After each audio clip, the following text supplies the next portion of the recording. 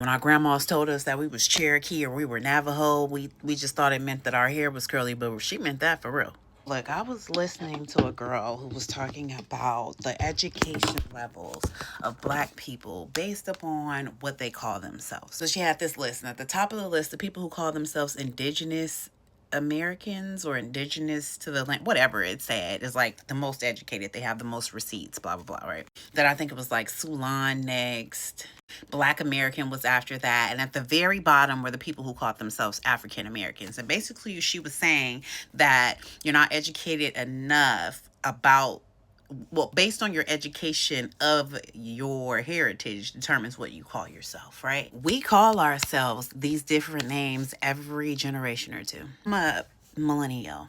I think I'm like an older millennial or mid millennial. I don't know. I'm 41 years old. So I've had the pleasure of living through Black folks calling themselves all kinds of names. Remember the Pan-African movement when everybody was taking pictures in those Zulu chairs? Y'all remember that? During that time, we was definitely African Americans. Then gangster rap came in and drugs and stuff and kind of fucked it up. We started being like pimps and gangsters. And that's when we started calling ourselves ninja every chance we got.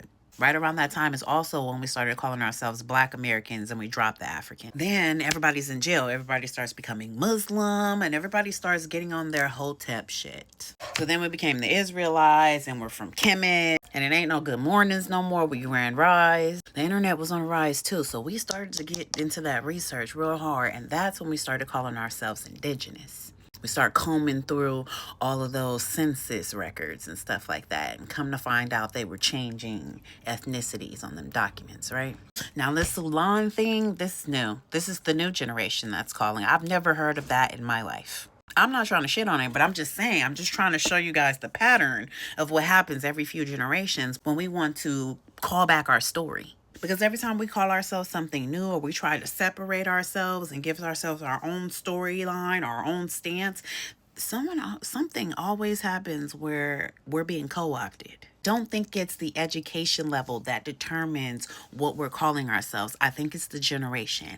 I interchangeably use African American and Black American because I lived in both of those eras heavily. I couldn't help but see the pattern. I just wanted to give a different perspective. But anyway, that's food for thought.